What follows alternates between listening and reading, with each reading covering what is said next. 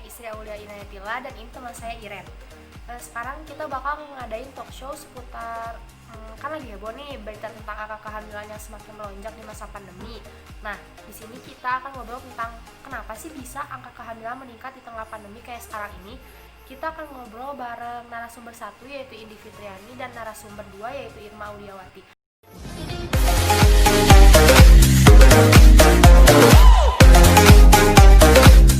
Indi dan Irma. Halo. Udah Halo. lama nih gak ketemu, gimana nih kabarnya? Sehat-sehat kan? Iya benar. Alhamdulillah baik, sehat. Gimana nih Awo sama Iren kabarnya? Sehat juga, Sehat, alhamdulillah. Alhamdulillah ya.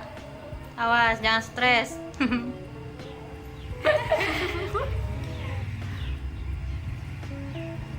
Kan sekarang tuh lagi itu ya, katanya angka kehamilan di Indonesia tuh meningkat juga kan, sama kayak kasus COVID-19. Nah, kenapa sih bisa terjadi seperti itu? Kalau menurut Indi, gimana tuh tanggapannya terkait hal tersebut? Nah iya bener banget ya, akhir-akhir ini tuh lagi rame banget katanya bahwa angka kehamilan di tengah pandemi COVID ini malah justru meningkat gitu. Nah sebenarnya menurut BKKBN sendiri ada sekitar 400.000 angka kehamilan yang tidak diprediksi di tengah pandemi COVID ini. Nah hal ini tuh didasarkan pada 10% dari 28 juta keluarga yang tidak bisa mengontrol kehamilan. Dan di Jawa Barat sendiri itu termasuk yang kenaikannya sangat tinggi gitu. Nah, alasannya tuh kenapa sih kok bisa angka kehamilan di tengah pandemi COVID ini tuh meningkat? Yaitu salah satunya karena menurunnya penggunaan alat kontrasepsi di kalangan masyarakat. Kok bisa gitu? Nah, hal ini tuh dikarenakan di tengah masa pandemi COVID ini kan masyarakat tuh was-was gitu untuk keluar rumah, apalagi untuk mendatangi pusat-pusat kesehatan seperti apotek atau rumah sakit, karena kan dua tempat yang paling riskan gitu ya untuk penularan virus corona gitu. Makanya masyarakat tuh was-was untuk pergi ke sana, dan juga bahkan beberapa apotek memilih untuk tutup gitu di tengah pandemi COVID ini gitu sih. Oh, jadi karena itu. Emang seberapa banyak sih jumlah angka kehamilan khususnya kalau di Jawa Barat?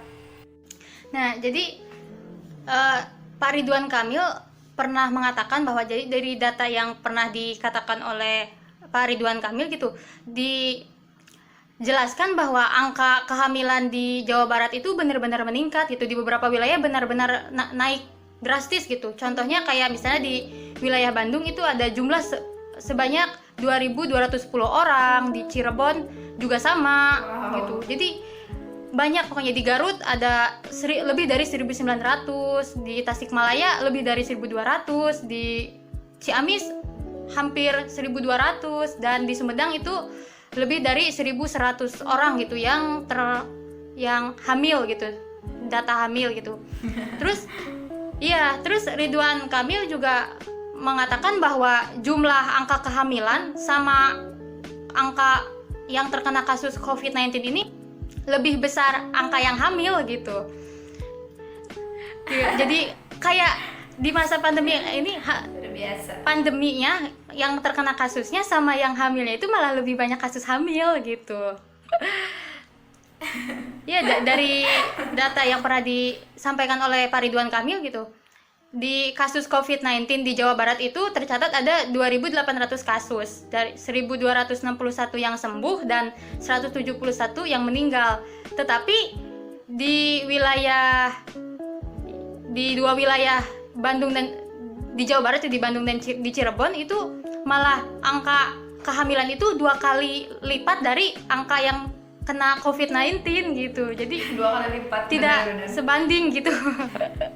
Jadi lebih banyak yang ini COVID-19-nya lebih sedikit dibanding yang angka kehamilan gitu. Jadi benar-benar di Jawa Barat itu angka kehamilan itu benar-benar meningkat gitu sih. Wah, parah banget ya. Terus ada nggak sih dampaknya buat negara gitu kan, secara kasus kehamilannya tuh meningkat gitu ya, sama kayak kasus COVID-19. Nah, ada nggak sih dampaknya buat negara gitu?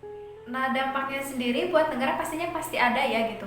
Mengingatkan masyarakat kita itu kebanyakan terdaftar ke dalam program BPJS, yang dimana saat angka kehamilan meningkat, otomatis ketika ibu-ibu tersebut melahirkan, biaya persalinannya akan ditanggung gitu.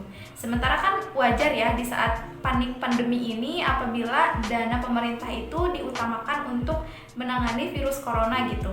Untuk misalnya pengoptimalan fasilitas kesehatan, terus membeli APD dan lain sebagainya gitu. Jadi sebenarnya kayaknya membingungkan juga gitu ya, hamil di tengah kondisi pandemi COVID ini gitu. Soalnya kan apalagi di usia-usia awal hamil itu cukup beresiko ya gitu, dan kadang memerlukan perhatian lebih dari bidang medis gitu. Sedangkan kan pusat-pusat kesehatan itu difokuskan untuk penanganan COVID-19 gitu. Makanya untuk mendatangi pusat-pusat kesehatan itu sedikit riskan gitu untuk ibu hamil dan sangat beresiko gitu. Nah, itu kan dampak bagi negara. Terus kalau misalnya dampak bagi ibu hamilnya sendiri itu apa sih?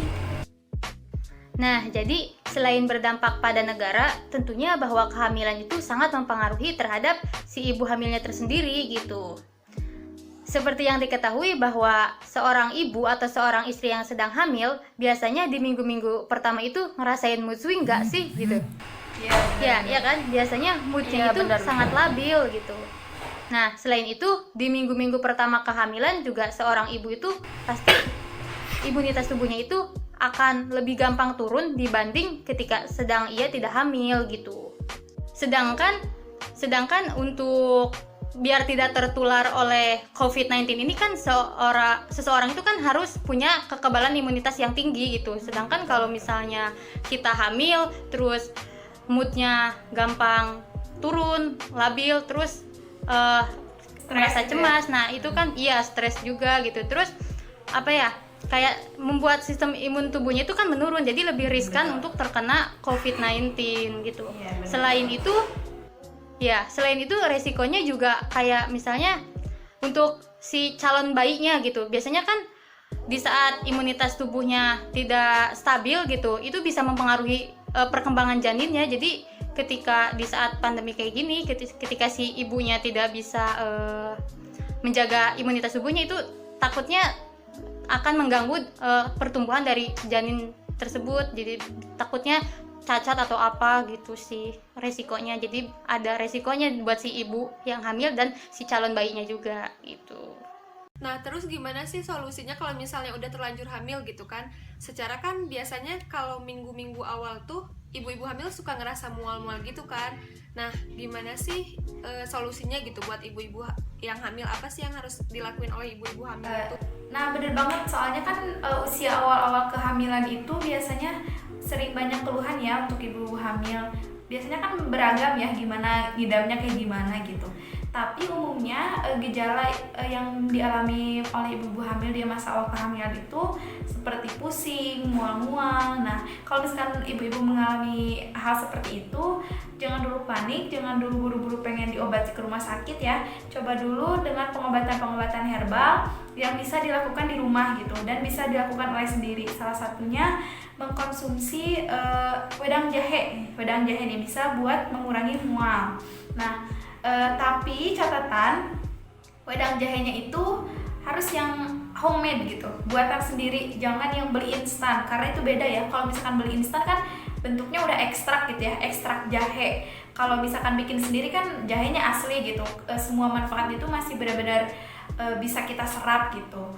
Nah, selain itu juga untuk ibu-ibu hamil nih yang baru-baru gitu ya, yang usia awal-awal kandungan, usahakan untuk jangan dulu melakukan hubungan intim, karena untuk meminimalisir terjadinya keguguran gitu. Karena kan seperti yang disebutkan tadi ya, kalau misalkan kondisinya tuh lagi kayak gini gitu, pusat-pusat kesehatan juga lebih difokuskan untuk penanganan COVID-19 gitu. Jadi kalau misalkan keguguran kan beresiko banget ya. Yang diselamatkan itu harus ibu dan anaknya gitu, pasti harus memerlukan pertolongan medis yang lebih lanjut gitu. Makanya bakal beresiko banget kalau ibu hamil harus mendatangi rumah sakit gitu. Dan terus juga yang pasti untuk ibu hamil senantiasa menjaga kesehatan tubuh, menjaga imunitas tubuh dengan selalu rajin mencuci tangan pastinya, terus mengkonsumsi makanan dan minuman yang bergizi, sehat, dan bisa meningkatkan imunitas tubuh gitu. Dan terus juga walaupun lagi physical distancing kayak gini, kita harus di rumah aja, jangan lewatkan konsultasi dengan bidan atau dokter. Apalagi kan usia-usia awal kehamilan itu harus terpantau banget ya, karena rawan gitu. Jadi jangan sampai melewatkan sesi konsultasi ini dengan dokter gitu. Nah, bisa dilakukan dengan secara online gitu, atau kalau misalkan memang mendesak perlu untuk konsultasi secara langsung, boleh membuat janji temu dengan bidan atau dokter, tetapi jangan lupa untuk tetap mematuhi protokol kesehatan yang berlaku gitu. Iya. Terus ada tambahan juga nih dari segi kesehatannya gitu. Seorang ibu yang sedang hamil gitu penting banget buat menjaga kesehatan mentalnya gitu. Kenapa? Karena ketika seorang ibu sedang hamil gitu, biasanya kan akan yang tadi seperti dipaparkan sebelumnya gitu, bahwa seorang ibu hamil itu akan lebih mudah labil gitu, moodnya kadang naik kadang turun. Nah itu kok bisa jadi apa ya, mempengaruhi kesehatan mentalnya gitu. Jadi pemicu stres juga ya. Jadi iya benar. Jadi untuk seorang ibu yang hamil gitu harus lebih menjaga kesehatannya gitu. Jangan sampai kita menimbulkan hal-hal yang bikin kita stres dan cemas yang malah akan mengganggu baik bagi si ibu hamilnya maupun si calon bayinya gitu. Jadi hindarilah hal-hal yang bisa membuat stres atau cemas gitu. Selain itu juga kayak misalnya di saat kayak gini ya, di saat COVID-19 ini, kurangi membaca atau mendengar berita yang berhubungan dengan COVID-19 jika hal tersebut itu belum bisa dipercaya gitu beritanya. Jangan sampai kita menerima hoax gitu, berita hoax itu kan malah akan bikin was-was nggak sih ya? Biasanya kan iya. Apalagi di tengah COVID ini kan pasti banyak banget ya berita yang gak jelas, kadang sumbernya gitu, cuma bikin panik. Iya, nah itu kan bisa bahaya gitu buat si ibu hamil, kasihan nanti si calon bayinya juga takutnya pertumbuhannya terganggu atau gimana gitu. Untuk yang ini para suami juga harus menjaga ekstra si istri biar tetap sehat gitu, jangan sampai mentalnya terganggu. Dengerin para bapak-bapak yang istrinya lagi hamil, pokoknya harus ekstra sabar dan pengertian. Kalau misalnya istri stres, pokoknya harus ekstra sabar aja. Dan untuk para ibu hamil juga, jaga kesehatannya ya Bu. Oh iya, dengan permasalahan yang seperti ini, gimana sih upaya pemerintah mengantisipasi agar angka kehamilan tidak terus melonjak? Nah, jadi pemerintah juga membuat suatu keputusan atau kebijakan gitu. Contohnya kayak misalnya untuk mengatasi permasalahan kehamilan ini gitu, BKBBN itu bekerja sama dengan Ikatan Bidan Indonesia gitu dengan memberikan alat perlindungan diri dan ikut andil dalam melakukan penyuluhan KB gitu.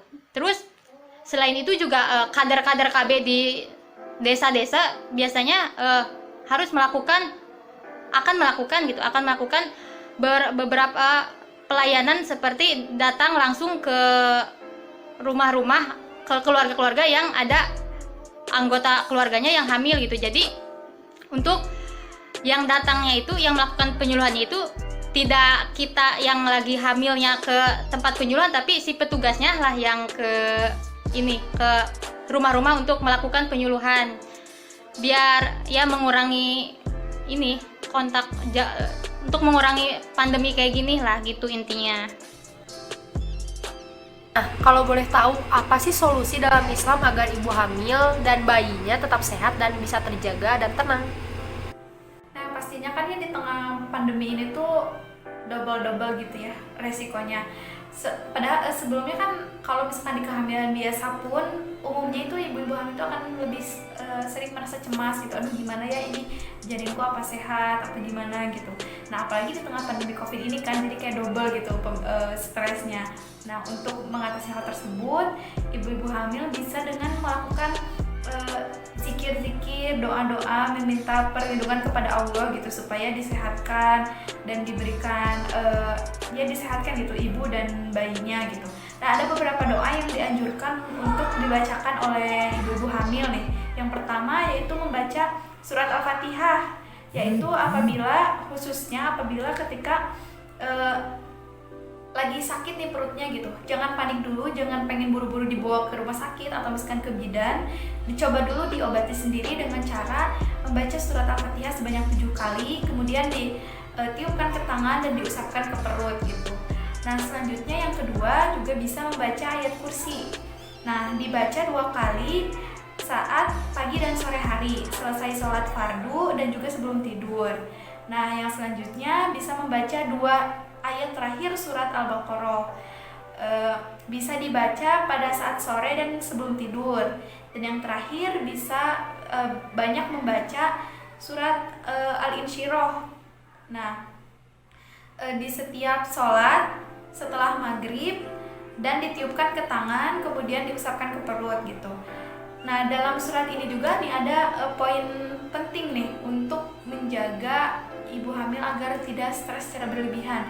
Ada lafaz inna ma'al usri yusra kan ya, yang artinya di dalam kesulitan itu selalu ada kemudahan. Nah ini tuh bisa menjadi sugesti yang positif untuk ibu-ibu hamil supaya nggak stres dan cemas berlebihan di tengah pandemi COVID ini gitu. Dan sebenarnya banyak zikir-zikir lain yang bisa diamalkan oleh ibu-ibu hamil.